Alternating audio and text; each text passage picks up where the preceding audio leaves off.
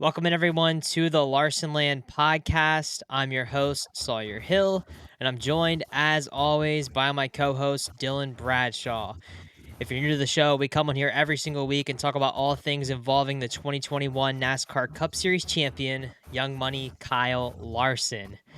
Dylan, it's been a pretty busy week of racing for Kyle Larson. A lot of news to talk about on today's show. Since we came on here last Monday, a lot of stuff's kind of happened. You know, we didn't expect Kyle to. The news broke on Tuesday, of course, the day after our podcast, that he would be returning to the Chili Bowl and attempting to do a little bit of a dirt double on last Saturday night. Of course, that didn't happen. We'll get to that in a little bit, but yeah, big weekend news and a lot of racing for Young Money. Yeah, definitely a lot of racing. I mean, we had Vado nights 3 through 6. Starting off with night three didn't end too well. That was the night before the Chili Bowl, and he suffered a broken shock, which obviously put him out of the feature. He finished 24th, started sixth, so one of his stronger starts so far through Vado, but unfortunately just cut short. And then Chili Bowl, the bright point for that was probably second quick in hot laps. I mean, it was kind of a mess. Yeah, He started fifth in his heat. Ended up upside down. He ended up flipping twice the second time in the feature, but had to go through the alphabet soup, and it was just a lot for Kyle Larson to go through in the Chili Bowl. yeah, and kind of backing up, but to before that, the Chili Bowl prelim night on Thursday started. The whole thing kind of developed on, I guess, Monday or Tuesday or after Monday night, after Tanner Carrick's prelim win at the Chili Bowl on Monday night. Kyle texted Keith Coons. If you didn't see the story, texted Keith Coons and asked if he had an extra car, and that kind of threw the deal together last minute. I mean, we really didn't expect Kyle to run the Chili Bowl anytime soon with how last year he kind of made a stance and decided not to run the event and wanted to switch up and do something different. And also the purse, kind of a deal there. The purse did increase for this year, which was good to see. But we really didn't expect it at all. It was a good surprise, and I know it didn't turn out the way we wanted it to, with Kyle ending up finishing 24th on his prelim night, having to come through the C main, come through the B main. I mean, it was an impressive show nonetheless, but definitely not the result we wanted. And I think it would have been cool to see the dirt double happen, but maybe another time. Yeah, I mean, he would have cut it close, like really close anyway. I mean, after Vado and then heading straight to Tulsa, it definitely would have been a close one. I think he had what, like an hour or so to work with between traveling, getting the flight, everything. Yeah. It I don't definitely. It I wouldn't have mean, happened, honestly. I mean, the Chili Bowl had it was like a record early start time for the A main. Like, normally the A main is sometime a little bit after midnight, and I think that would have allowed Kyle enough time to catch that hour and a half flight to Tulsa and get to the track. But this year, I don't think, even if he did lock in on his prelim night Thursday, I don't think he would have been able to make it for the A main on Saturday night after Vado, which was, by the way, his number one priority on the week. oh yeah, I mean he's been chasing that Vado win. We'll get into the final night of Vado. He obviously picked up his win there, but it was definitely a rough week for Vado. I mean, the first two nights didn't go too well. Like I said, night three finished 24th, but I mean night four after the Chili Bowl, that's kind of where things started to pick up. I mean, he wasn't quick. 16th quick in qualifying. He ended up finishing 10th in his heat, so he had to go through the B main, but it was kind of a blessing in disguise maybe because they went to a backup car that ended up being a lot faster for him, but went a lot better the last two nights. Well, 3 nights running that in night four, but he finished fifth in night four, starting 22nd. So he definitely rallied back. That backup car definitely did some justice for him, and followed up night five with a fourth place finish. So again, another good night. Wasn't super quick in qualifying, which I think is really his what's hindering him the most. I mean, he has such a fast car, but I mean, he's hard charger pretty much every night at Vado. It seems like if he's not starting up high, but that seems to hinder him the most. And then night six finally turned around. He went quick time, fastest overall in qualifying. On the pole in heat three, started fourth in the feature, and it definitely seemed like he was going to get it that night. And Thankfully he did.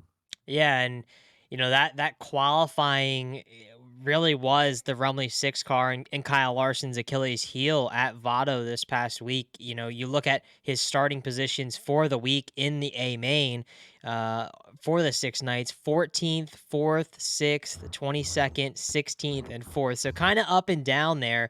But whenever you're starting in the back like that and picking up the hard charger, you got the fast car. The car was really good all week, and especially like you said, once they switched to that backup car. I mean, I saw people talking about it on Twitter when we were posting about it. When he ran that first B main in the backup car, people were like, "This car looks different." I mean, it literally looked like a night and day difference. Maybe it was just um, him against some guys in a B main. He looked really quick, but it definitely, I think, was the turning point on the weekend. Once they got the qualifying tuned up and they were out there picking up quick time on Sunday, he was going to be a threat in that feature. And speaking of that feature, the Chili Bowl and the Dirt Double wasn't really the biggest story of the week for dirt track racing. It was Bobby Pierce and his dominance at the Wild West Shootout. The possibility of on that Sunday night A main picking up a $100,000 bonus for winning 5 out of the 6 nights. And Kyle Larson definitely played spoiler to that, but it wasn't in the fashion we would have wished. Kyle running second behind Bobby Pierce with 6 laps to go. Pierce had the flat tire, and Kyle kind of gifted the lead there. I think he maybe would have been able to pass him, Dylan. He was closing in on him there in the last couple laps, but what were your thoughts on that whole deal at the end of the race? Just initially the beginning of the race. I mean, he started fourth. He was kind of floating around that fifth area for about half the race, and then from there he was kind of able to get going. He was up to P2 exactly the halfway point through the race, lap 25, and then I think that happened with around 6 to 7 to go. I mean, Pierce and Larson, they were navigating lap traffic, kind of like cutting up the track, and Larson was able to get up next to Pierce. I mean, it seemed like a battle was definitely brewing, but unfortunately, Pierce, he got that flat in turn four that ended his night. And I mean, everyone watching, I mean, I think you automatically assume, I mean, Pierce slowed down so much out of the turn.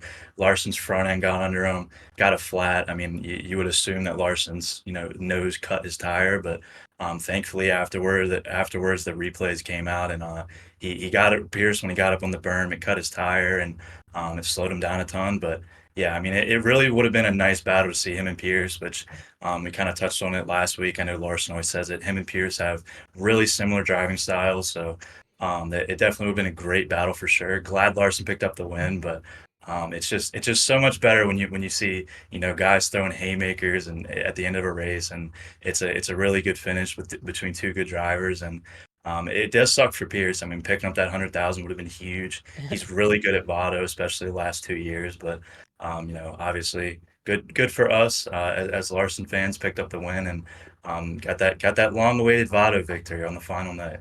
Yeah, I know Kyle was definitely he definitely wanted to pick up a win this year. I mean they talked about it on the broadcast. How many times does Kyle Larson go to a racetrack and race 12 nights and not pick up a win? I mean that is insane. And maybe Martinsville, maybe I guess Martinsville and some NASCAR tracks you could say he's raced there more than 12 times and not won. But as far as dirt tracks go, I don't think there's a ton of places that you can say that about. So finally got the win, got that monkey off the shoulder for Kyle, and was good to see that for sure. Like you said, with Pierce and the potential $100,000 bonus, that would have been huge for him to kick off his season. But I really don't think it matters. I think that he's gonna have an awesome season nonetheless. I mean, he's going to be back full time with the World of Outlaws late models, and I expect. I mean, I know that Brandon Shepard is going to be running the Longhorn House car in that series this year as well.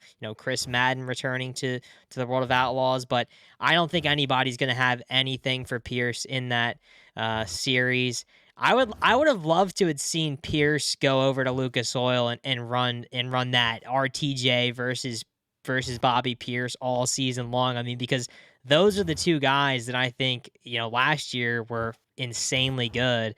It would be cool to see them head to head, but maybe they're both kind of, going their separate ways on purpose so they can both get their fair share. I don't know.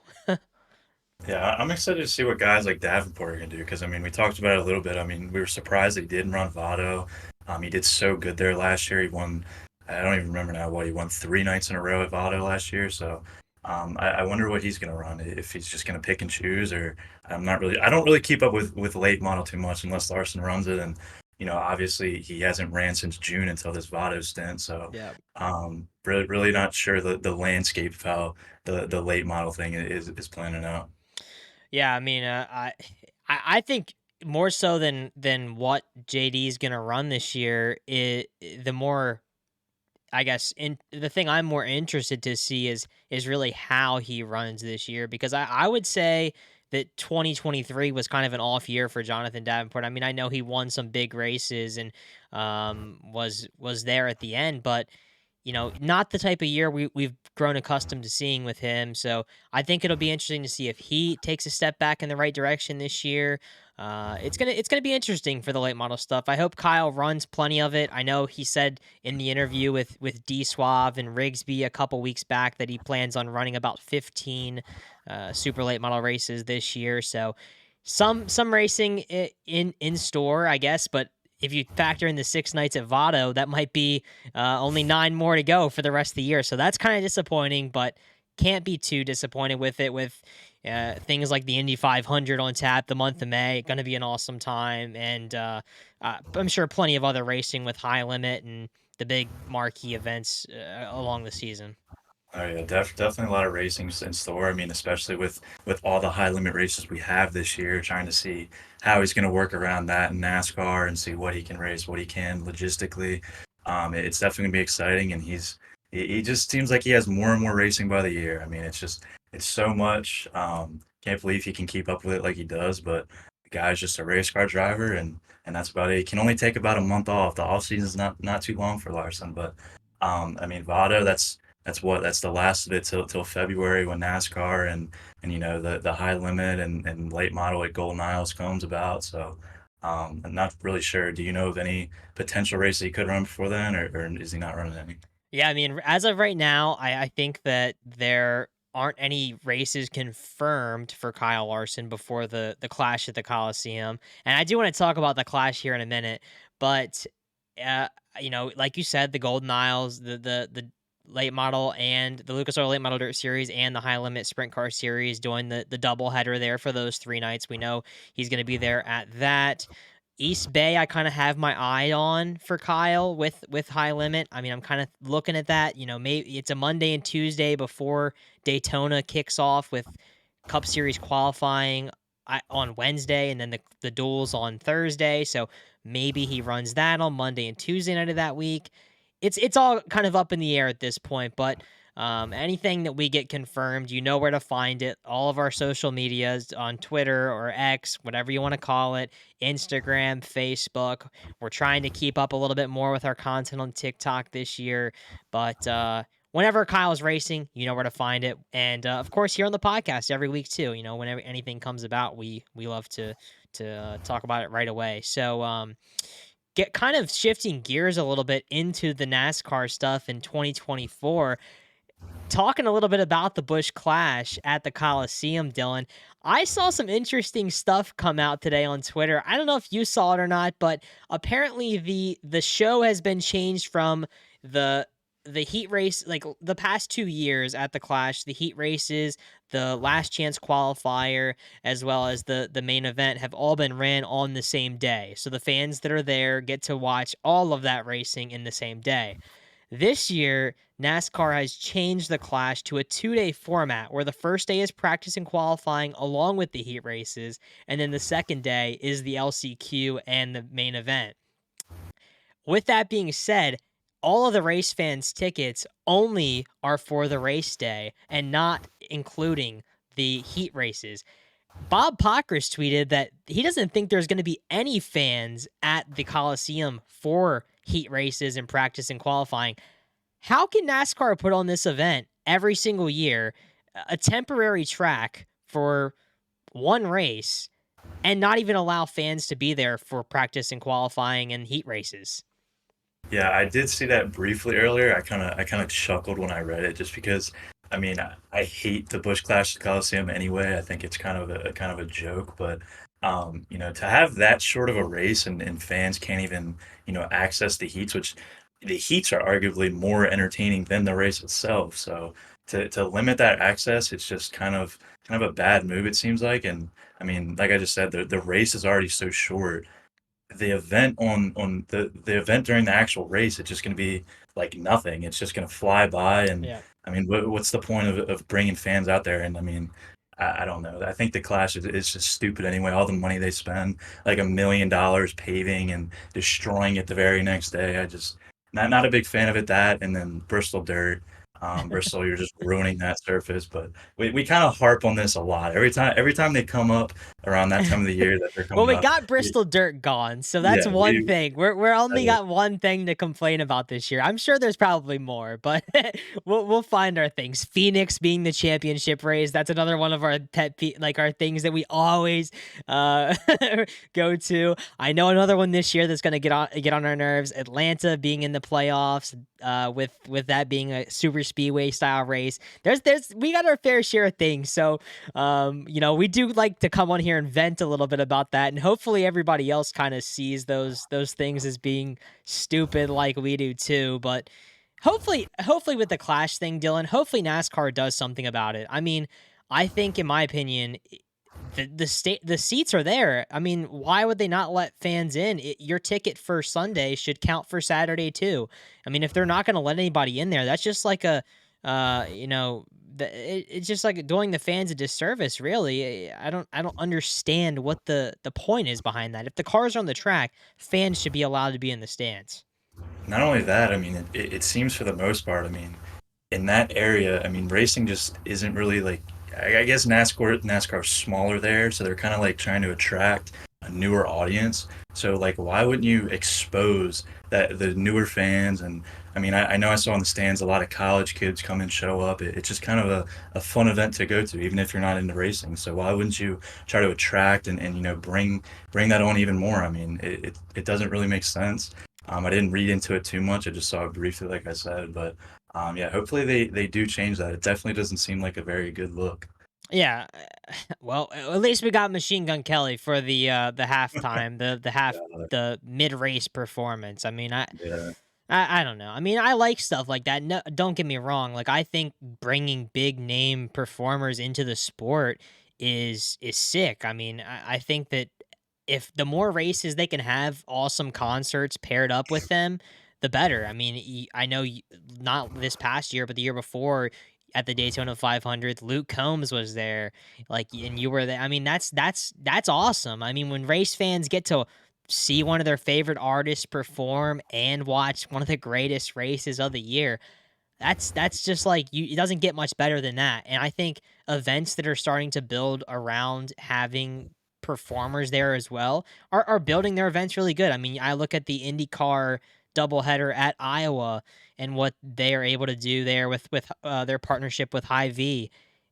They have so many performers. I mean, I think this year, I think was it? I don't know if it was last year or this year. I think Post Malone performing at Iowa. Like, when would you ever think about seeing like a big name artist like that at a NASCAR or IndyCar race? That's just it's cool, but NASCAR does definitely needs to put the fans first and put the racing first, really, over the all the extra activities. I mean, that stuff is cool, but we're here to watch racing. Yeah, I mean, I think the first order of business is just getting rid of the Clash at the Coliseum. It doesn't make sense anyway. I mean, you're going from you're going all the way to California, Daytona, and then back to a West Coast Yeah. swing like immediately. It just makes no sense whatsoever. But um, and then you don't have like the pit crews. There's no pit crew at the Clash, so like those guys are just sitting there at home watching. It really makes no sense, but yeah, there's nothing we can do about it. Like you said, we can only vent about it, and that's all you can do. Yep. So, like we said, I think that's probably the next race on tap for Kyle Larson, unless something else comes up. Which I'm pretty confident something else will probably come up. I mean, we didn't expect the Chili Bowl thing. We thought we had everything accounted for last Monday. Crazy stuff happened. I'm sure something else will probably happen that we cannot foresee right now. But stay tuned for that. I think unless you had anything else, Dylan, I think that should pretty much wrap up today's show. Yeah, that should be it. If we don't have anything else, I guess we'll see you guys, next month. I mean, it's kind of a long ways, but like you just said, hopefully we have something coming up, and don't be surprised. I mean, he doesn't like to go without racing for a while, so could definitely see him doing something before then. Absolutely. So we thank everybody again for tuning in and listening to today's show. We will probably be back full time for the 2024 season right after the Clash wraps up, right there at the beginning of February. But hopefully, maybe we'll get a show or two in before then if Kyle ends up racing. If one of these guest shows come about, come to fruition, I mean, we've been I promise we're trying to get a guest on the show. We're trying to get somebody on here. I know it's been a long time, so we're trying our best to do that. But if we have one of those, we'll have a show for that before the Clash. But if not, if you're watching this on YouTube, please don't forget to like this video and subscribe. And if you are listening on Apple Podcasts, please don't forget to follow our podcast so you don't miss a thing. Have a great rest of the week, everyone, and we will see you in the next episode.